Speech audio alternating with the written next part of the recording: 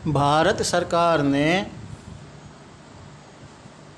2023 में भारतीय साक्ष्य अधिनियम बनाया और इसे राष्ट्रपति द्वारा मंजूरी 25 दिसंबर 2023 को प्राप्त हुई। यह अधिनियम भारतीय साक्ष्य अधिनियम, जिसे माफ़ कीजिए इंडियन एविडेंस एक्ट 1872 कहा जाता था, के स्थान पर लागू किया। इसमें कुछ धाराओं का परिवर्तन किया और कुछ इसमें जोड़ा गया और कुछ इसमें से हटाया गया, और यह 1 जुलाई 2024 को लागू हुआ पूरे भारत में।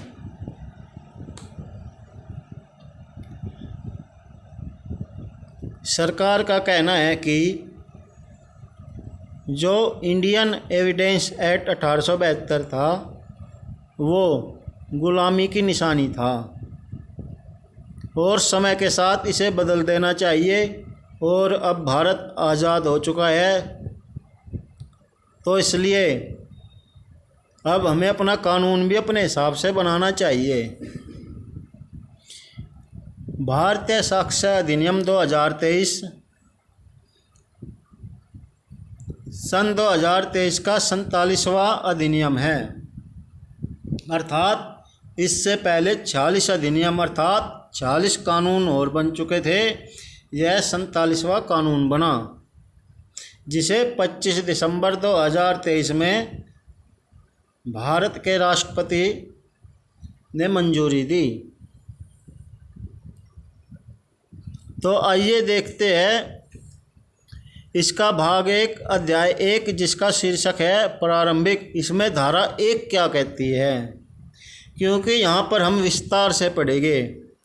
धारा 1 जिसका है संक्षिप्त नाम। संक्षिप्त नाम अर्थात इसका नाम क्या है,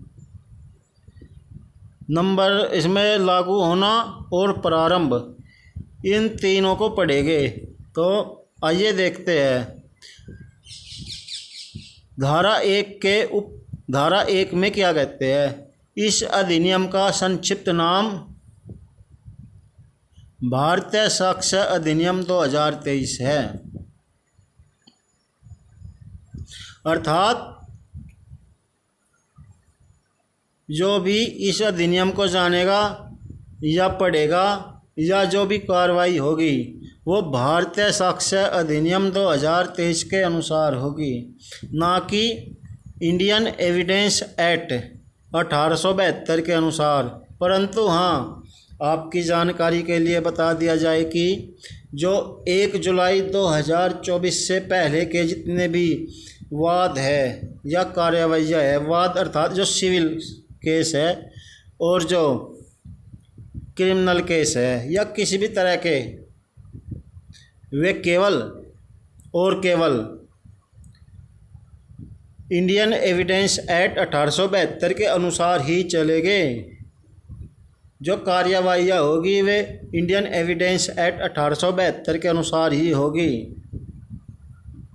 परंतु जो 1 जुलाई 2024 से जो भी मामले आएंगे वे भारतीय साक्ष्य अधिनियम 2023 के अनुसार कार्यवाहियाँ होगी। नंबर 2, जो धारा 1 की धारा 2 है, यह किसी न्यायालय में, न्यायालय अर्थात कोर्ट, जहाँ पर श्री अमान्य न्यायाधीश बैठते हैं या उसके समक्ष सभी न्यायिक कार्यवाहियाँ, यानी कि जो न्यायालय है जहाँ पर न्यायाधीश बैठते हैं और इसके समान जितनी भी न्यायिक कार्यवाहियाँ है, चाहे वे किसी भी तरह की हो, जुडिशल हो, ईटीसी, वो हम बाद में पढ़ेंगे।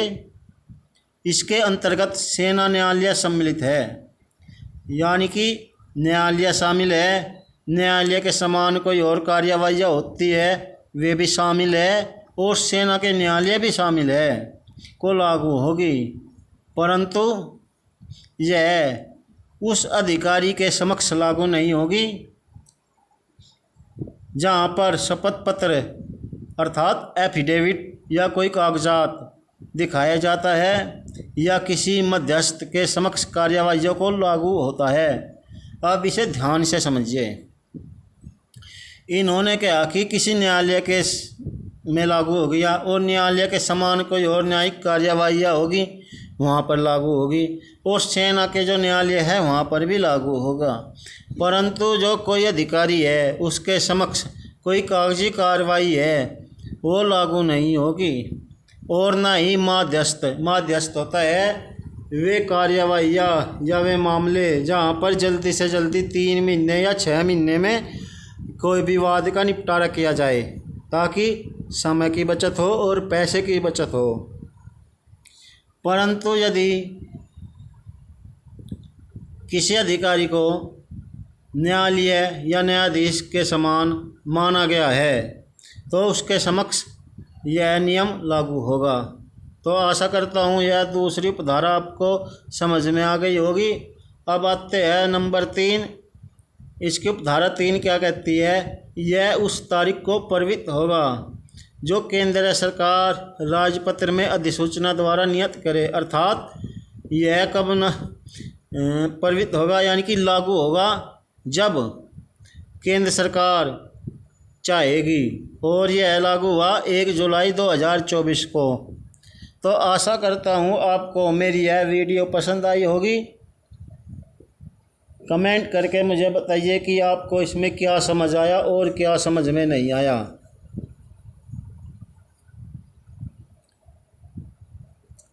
मेरे वीडियो को लाइक कीजिए और अपने दोस्तों को शेयर कीजिए। मिलते हैं अगली वीडियो में।